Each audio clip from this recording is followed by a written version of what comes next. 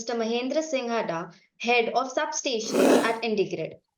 Previously, he worked with PGCIL for nearly 20 years, most recently as DGM in the engineering department. His role involved developing designs, cost estimates, and technical specifications for HV and EHV substations across AIS and GIS categories.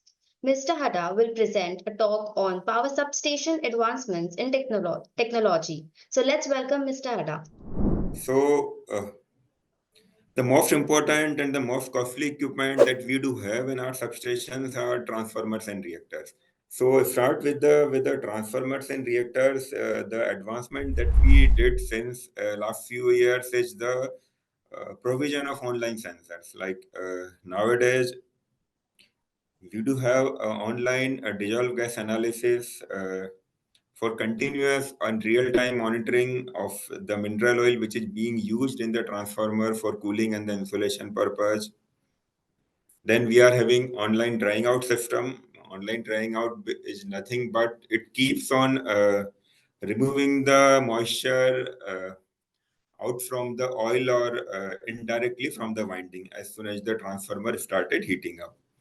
And then we do have one very beautiful technology in our substation, which is FO temperature sensor. So we put some kind of fiber optic sensor in the winding. And it's really surprising for a new person to know that the fibers are there inside the transformer.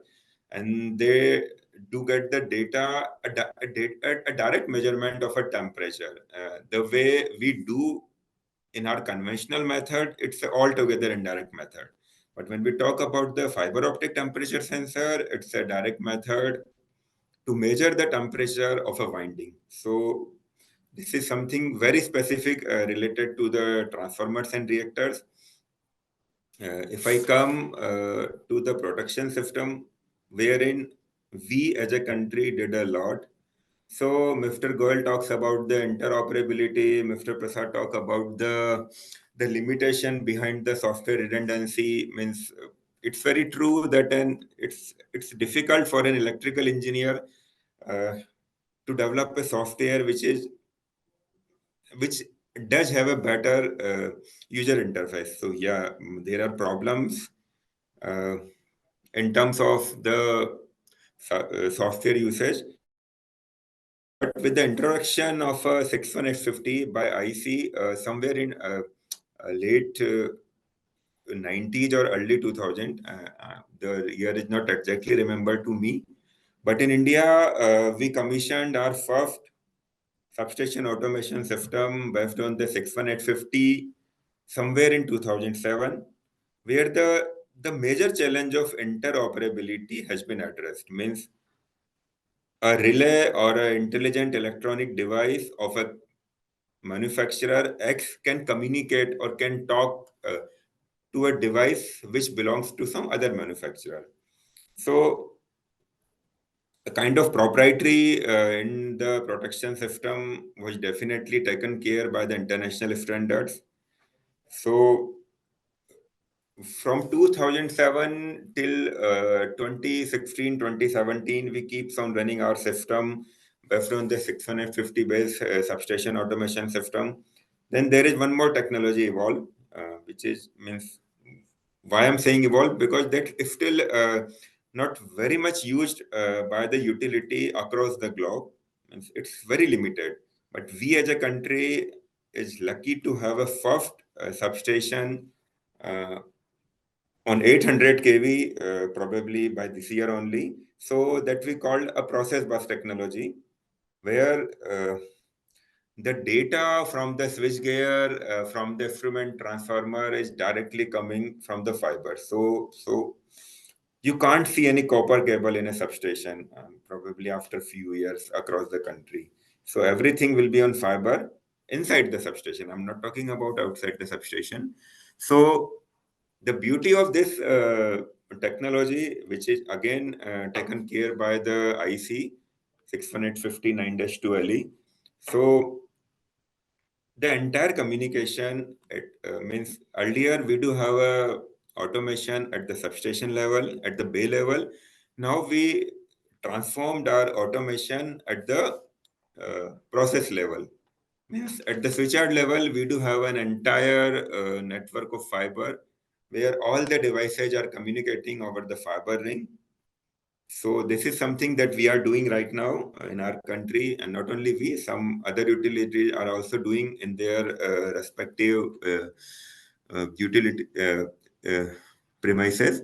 And apart from this, there is one more thing which I want to share with this forum, that few of the manufacturers are planning to have a one single device for the entire substation. So like right now, if we do have some X number of lines, so X number of protection devices are there, few for transformers, few for reactors, something like that.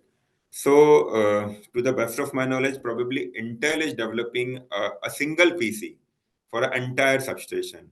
So maybe we can get rid of entire XYZ manufacturer IDs in a future. So uh, one very beautiful thing I want to share with this forum is the mobile substation. So some flood like of situation in the northeast region, it was a need of an anarchy. We should have a mobile kind of a substation where we just put our entire substation on some kind of a moving truck or a moving platform, and we can shift it as and when needed and where it's needed. So this is something the country is working upon. Then there is one more very good thing which we are doing nowadays, especially in the substations who are directly connected with the solar and the wind plants. That's a hybrid kind of a substation, wherein few of the substation is the air insulated conventional substation, and the majority of switchgear is there in the metal enclosed SF6 environment, which we called the gas insulated substation or the GIS in other terms. So this is something in terms of a substation design and planning. Now, if we come after the commissioning, means the asset management, there are so many technological and advancement in the substation. So first, as we are doing substation on commissioning the substation on the substation automation system, so remote operation is not a challenge. Probably all the major transmission utility in India is having their own control room. It's a single control room where the entire asset, entire portfolio of that utility is being controlled by few operators sitting at one place. So the coordination is really very seamless. The lack of communication problems between the interstations is very well addressed. Uh, Apart from the remote operation, the utilities are nowadays doing the remote accessibility system, which we called RAS in a short form. So wherein an engineer, by sitting at one place, can access the entire substation devices. And then after as one more very beautiful thing being implemented by all the utility, that is automatic fault analysis system. Because fault do happen in the transmission line and the substation devices. So there is a pre-written program which does tell us ki, okay, if there is a fault or there is abnormal situation happen somewhere in the transmission line or a substation, so the system based on the pre-written programs does the fault analysis and give us the findings. So then based on the utility experience, the things can be tuned in a more better way. So other than these things, probably all the utilities nowadays is having the web-based portal. It's a kind of a bird's eye view for the management and a detailed view for the maintenance person for the real-time health assessment of transformers and reactors and the switchyard equipment. So it's a kind of portal where you can see uh, where you can assess the health of any of your device just by sitting at one place. So this is something which I want to share with this forum. And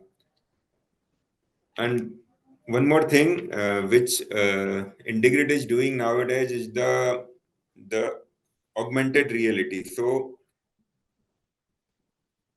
because nowadays expertise is getting limited, means it's very difficult to find expert manpower all the time due to one or other reason.